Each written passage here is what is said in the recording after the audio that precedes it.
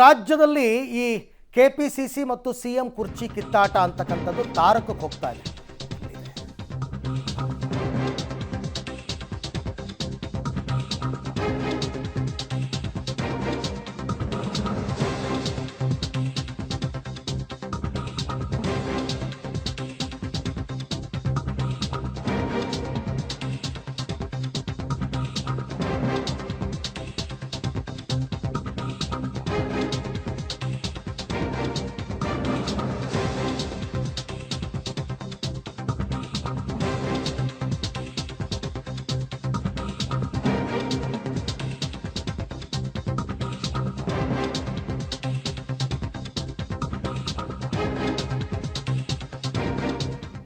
ಸಚಿವ ಸಂಪುಟ ಸಭೆಯಲ್ಲಿ ಸಿಎಂ ಡಿಸಿಎಂ ಮಧ್ಯೆ ಜಟಾಪಟಿಯಾಗಿದೆ. ಗ್ರೇಟರ್ ಬೆಂಗಳೂರು ವಿಚಾರವಾಗಿ ಸಂಪುಟ ಸಭೆಯಲ್ಲಿ ಭಿನ್ನಾಭಿಪ್ರಾಯ ಬಹಿರಂಗವಾಗಿದೆ. ಗ್ರೇಟರ್ ಬೆಂಗಳೂರು ವ್ಯಾಪ್ತಿಯೊಳಗೆ ಗ್ರಾಮಗಳ ಸೇರ್ಪಡೆ ವಿಚಾರದಲ್ಲಿ ತಿಕ್ಕಾಟ ನಡೆದಿದೆ.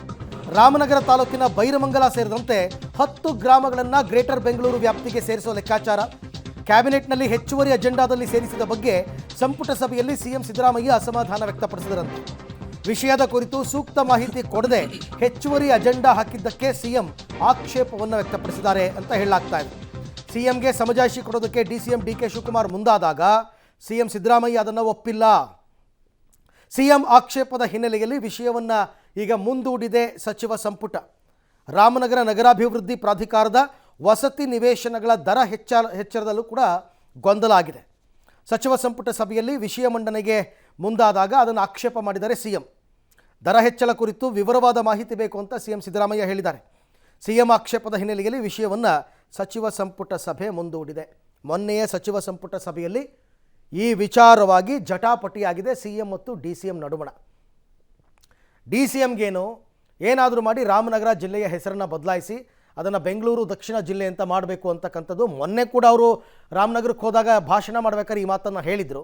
ಈಗ ಗ್ರೇಟರ್ ಬೆಂಗಳೂರಿಗೆ ಒಂದಷ್ಟು ಗ್ರಾಮಗಳನ್ನು ಸೇರ್ಪಡೆ ಮಾಡೋ ವಿಚಾರದಲ್ಲಿ ಈ ತಿಕ್ಕಾಟ ನಡೆದಿದೆ ಅಂತಕ್ಕಂಥದ್ದು ಈಗ ಗೊತ್ತಾಗ್ತಾ ಇರ್ತಕ್ಕಂಥ ವಿಚಾರ.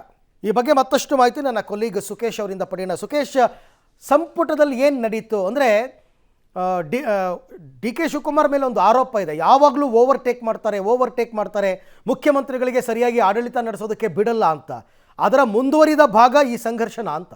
ಅರವಿಂದ್, ಒಂದು ಸ್ಪಷ್ಟ, ನಿನ್ನೆ ನಡೆದಂಥ ಕ್ಯಾಬಿನೆಟ್ ಸಭೆಯಲ್ಲಿ ಗ್ರೇಟರ್ ಬೆಂಗಳೂರು ವ್ಯಾಪ್ತಿಗೆ ರಾಮನಗರ ಜಿಲ್ಲೆಯ ಬೈರಮಂಗಲ ಸೇರಿದಂತೆ 10 ಗ್ರಾಮಗಳ ಸೇರ್ಪಡೆ ವಿಚಾರಕ್ಕೆ ಸಂಬಂಧಪಟ್ಟಿದೆ ಅಡಿಷನಲ್ ಅಜೆಂಡಾವಾಗಿ ಅದನ್ನು ತಂದಿದ್ರು ಅನ್ನುವಂಥದ್ದು.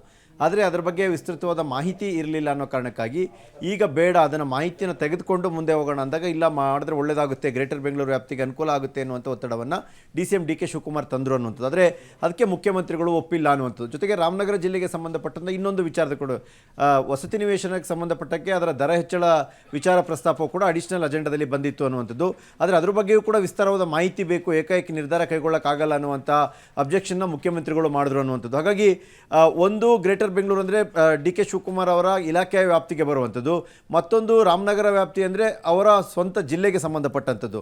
ಎರಡೂ ವಿಚಾರವನ್ನು ಅಡಿಷನಲ್ ಅಜೆಂಡಾದಲ್ಲಿ ತಂದಿರೋದ್ರಿಂದ ಅದ್ರ ಬಗ್ಗೆ ಈಗಲೇ ಚರ್ಚೆ ಮಾಡೋಕ್ಕಾಗಲ್ಲ, ವಿಸ್ತಾರವಾದ ಮಾಹಿತಿ ಬೇಕು, ಕ್ಯಾಬಿನೆಟ್ನಲ್ಲಿ ಅದರ ಬಗ್ಗೆ ಸಂಪೂರ್ಣ ಚರ್ಚೆ ಆಗಬೇಕು. ಹಾಗಾಗಿ ಉಳಿದ ಮಾಹಿತಿಯನ್ನು ಆಧಾರಿತವಾಗಿ ಮುಂದಿನ ಕ್ಯಾಬಿನೆಟ್ಲಿ ಅವರು ಚರ್ಚೆ ಮಾಡೋಣ ಅನ್ನುವಂಥದ್ರೆ ಒಂದು ರೀತಿಯ ಮುಸುಕಿನ ಗುದ್ದಾಟದ ನಡುವೆ ಅಡಿಷನಲ್ ಅಜೆಂಡಾದಲ್ಲಿ ತಂದ ಕಾರಣಕ್ಕೆ ವಿರೋಧ ವ್ಯಕ್ತಪಡಿಸಿರುವಂಥದ್ದು ಸಾಕಷ್ಟು ಮಹತ್ವವನ್ನು ಪಡೆದುಕೊಳ್ಳುತ್ತೆ. ಯಾಕಂದರೆ ಸಿಎಂ ಮತ್ತು ಡಿಸಿಎಂ ನಡುವೆ ಈಗ ನಡೀತಿರುವಂಥ ಮುಸುಕಿನ ಗುದ್ದಾಟ ಈ ಸಂದರ್ಭದಲ್ಲಿ ಕ್ಯಾಬಿನೆಟ್ಗೆ ನೇರವಾಗಿ ಅಡಿಷನಲ್ ಅಜೆಂಡಾದಲ್ಲಿ ತರುವಂಥ 2 ವಿಚಾರಗಳು ಅವು ಡಿ ಕೆ ಶಿವಕುಮಾರ್ಗೆ ಸಂಬಂಧಪಟ್ಟಂಥ ವಿಚಾರವೇ ಆಗಿದ್ದು ಅದರ ಮಾಹಿತಿ ಇಲ್ಲ ಅನ್ನೋ ಕಾರಣಕ್ಕೆ ಟೆಕ್ನಿಕಲಿ ಸಿಎಂ ಅದನ್ನು ರಿಜೆಕ್ಟ್ ಮಾಡಿರ್ಬೋದು. ಆದರೆ ರಿಜೆಕ್ಟ್ ಮಾಡಿದ್ದು ಇವರು ಒತ್ತಾಯ ಮಾಡಿದ್ದು ನೋಡ್ತಾ ಹೋದರೆ ಪ್ರಸ್ತುತ ಪರಿಸ್ಥಿತಿ ಮತ್ತು ಅಲ್ಲಿ ನಡೆದಂಥ ಜಟಾಪಟಿ ಎರಡೂ ಕೂಡ ಒಂದಕ್ಕೊಂದು ಸಿಂಕ್ ಆಗುವಂಥ ರೀತಿಯಲ್ಲಿ ಕಾಣಿಸ್ತಾ ಇರುವಂಥದ್ದು. ಅರವಿಂದ್, ರೈಟ್, ಥ್ಯಾಂಕ್ ಯು ತಮ್ಮೆಲ್ಲ ಮಾಹಿತಿಗೆ ಸುಕೇಶ್, ಧನ್ಯವಾದ.